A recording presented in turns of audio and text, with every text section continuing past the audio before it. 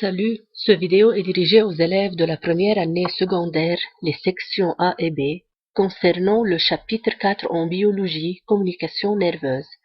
Activité 5, nature du message nerveux, des signaux électriques enregistrables, page 72. Un petit rappel, on a déjà étudié qu'une suite à une stimulation efficace, un message nerveux se propage dans un sens bien déterminé. Ce sens comprend 5 éléments. On commence par le récepteur, neurone sensitive, centre nerveux, neurone moteur et finalement l'effecteur. Ce document représente ce trajet. Le premier élément est le récepteur, puis le message est conduit par le neurone sensitive pour atteindre le centre nerveux où il y a le neurone d'association. Quatrième élément, c'est le neurone moteur. Pour atteindre le cinquième élément qui est l'effecteur, dans ce cas, c'est le muscle. La question qui se pose dans cette activité, ce message nerveux déjà vu, quelle est sa nature et peut-on enregistrer et visualiser le message nerveux? Cette activité a deux objectifs. Le premier objectif, potentiel de repos. Deuxième objectif, le potentiel d'action. Et dans le potentiel d'action, on va étudier quelles sont les différentes phases d'un potentiel d'action. On va commencer par le potentiel de repos. Toujours la question qui se pose, le message nerveux peut-il être enregistré et visualisé? Pour cela, plusieurs expériences ont été effectuées sur des neurones géants de calamar. C'est le calamar. Comme procédure, on isole une fibre nerveuse géante d'un calamar, puis relier les électrodes d'un oscilloscope à cette fibre nerveuse ou bien axone. Ce document représente le schéma de la procédure. Cette figure représente un neurone qui est formé d'un corps cellulaire et d'un axone, et ce sont les deux électrodes d'un oscilloscope. Ces deux électrodes sont placées de façon qu'elles sont de part et d'autre de la fibre nerveuse. En absence de toute stimulation, on trouve qu'il existe une différence de potentiel ou bien d'EDP entre les deux faces de la membrane plasmique. Comme vous voyez les deux électrodes, la première électrode est placée dans le milieu intracellulaire alors que la deuxième électrode est placée dans le milieu extracellulaire. Sur l'écran de l'oscilloscope, on observe qu'il y a une différence de potentiel égale à moins 70 millivolts. Alors, entre le milieu intracellulaire et extracellulaire, il y a une différence de potentiel qui vaut moins 70 millivolts. Cette tension électrique ou bien cette différence de potentiel entre les deux faces est appelée potentiel de repos. À quoi elle est due? Elle est due à la répartition inégale des ions sodium et potassium, c'est-à-dire dans le milieu extracellulaire et le milieu intracellulaire, il y a des ions sodium et potassium, mais il y a une répartition inégale. Et elle est exprimée négativement pour rappeler que l'intérieur est négatif par rapport à l'extérieur. Donc ce document représente une fibre nerveuse. C'est le milieu intracellulaire et c'est le milieu extracellulaire. On trouve que le milieu extracellulaire est positivement chargé par rapport au milieu intracellulaire. Comme définition, le potentiel de repos, c'est la tension électrique. Donc, c'est la tension ou bien la différence de potentiel qui existe entre les deux faces de la membrane du neurone et elle vaut moins 70 millivolts. C'est la définition d'un potentiel de repos. Deuxième objectif, le potentiel d'action. Action, c'est-à-dire il faut qu'il y ait une stimulation, il faut qu'on applique une excitation ou bien une stimulation sur la fibre nerveuse. La réponse du neurone est un message nerveux formé de potentiel d'action. Pour enregistrer un message nerveux, on peut stimuler électriquement la fibre nerveuse de calamar et enregistrer le message nerveux quelques centimètres plus loin. Dans ce document, on voit l'axone ou bien la fibre nerveuse de calamar. Les électrodes réceptrices qu'on a déjà vues, une électrode dans le milieu intracellulaire ou l'autre électrode dans le milieu extracellulaire et sont reliées à l'oscilloscope. Mais dans ce cas, on place des électrodes qu'on nomme électrodes de stimulation qui produit un courant électrique. Alors, les électrodes S ou électrodes de stimulation envoient un courant électrique dont on connaît l'intensité et la durée. Et comme déjà vu, les électrodes E, ou bien électrodes d'enregistrement, ou bien réceptrices, il y a une électrode extracellulaire, ou bien électrode de surface, et il y a une électrode intracellulaire. Ces deux électrodes ont pour rôle pour enregistrer le message nerveux quand il passe dessous. Déjà vu que, avant la stimulation, le milieu extracellulaire est positivement chargé, le milieu intracellulaire il est négativement chargé. Dans ce cas, on appelle la différence de potentiel de repos. Positive à l'extérieur, négative à l'intérieur.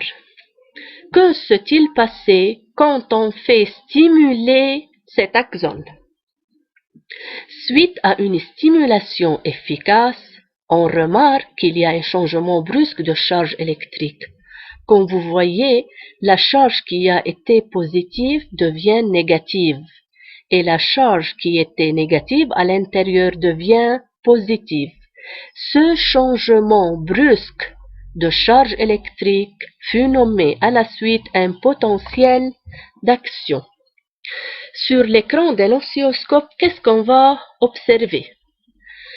Sur l'écran d'un oscilloscope, on observe maintenant un potentiel d'action qui est formé des points ou formé par les points A, B, C et D. Entre les points A et B, on remarque qu'il y a une augmentation de la différence de potentiel de moins 70 mV jusqu'à plus 35 mV.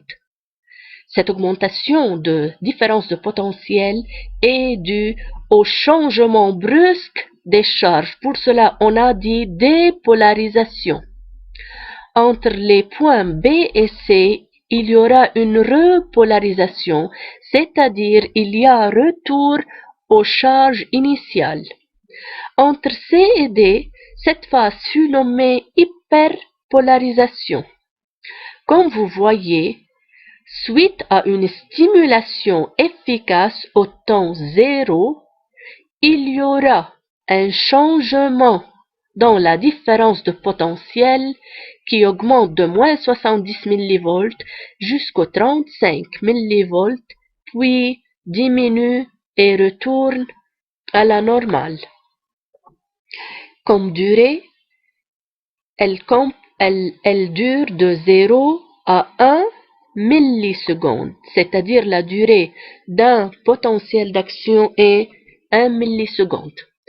Comme définition, le potentiel d'action PA est une brusque modification de potentiel de repos.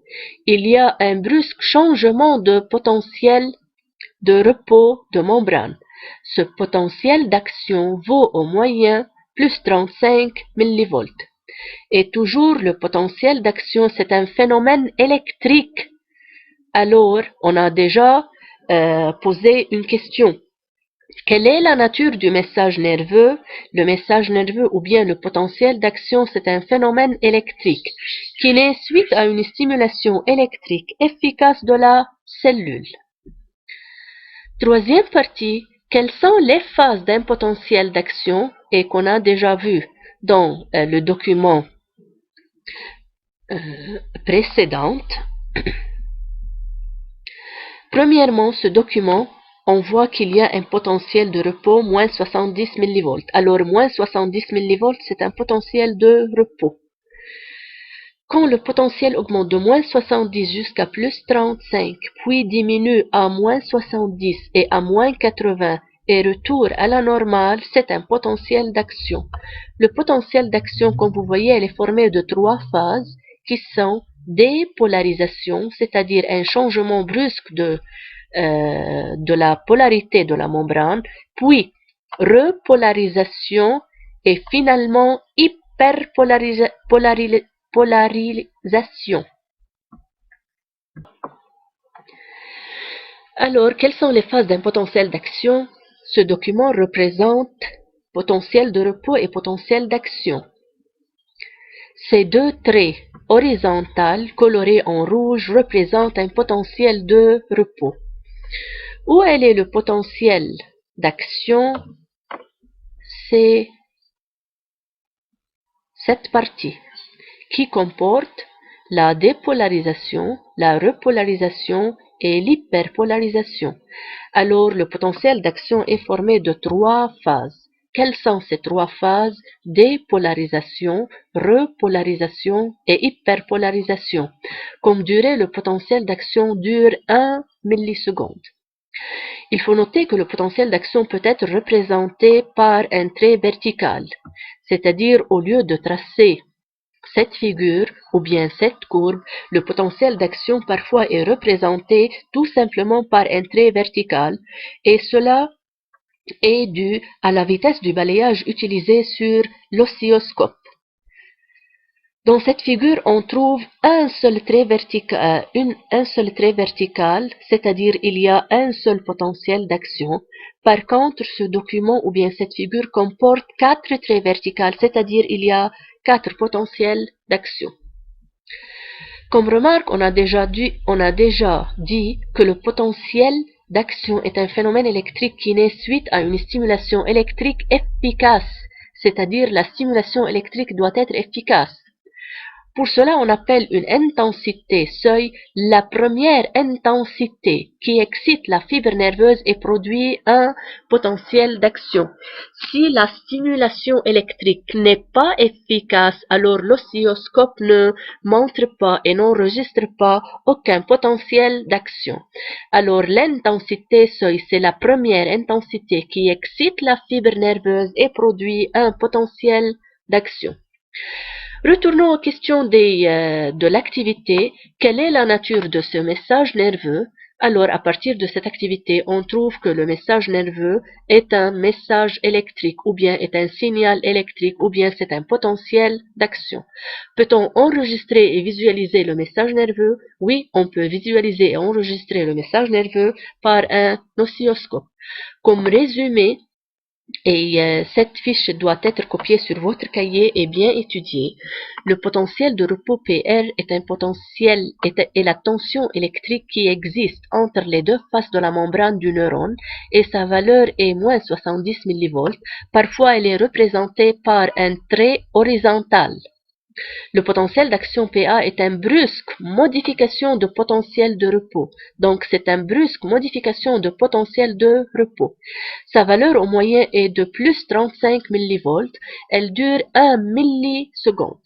Le potentiel d'action comporte 3 phases successives qui sont la dépolarisation, la repolarisation et l'hyperpolarisation. C'est quoi l'intensité seuil comme définition? L'intensité seuil, c'est la première intensité, c'est la première stimulation, c'est la première excitation qui excite la fibre nerveuse et produit un potentiel d'action. Merci pour votre attention et attendez-moi dans une autre vidéo.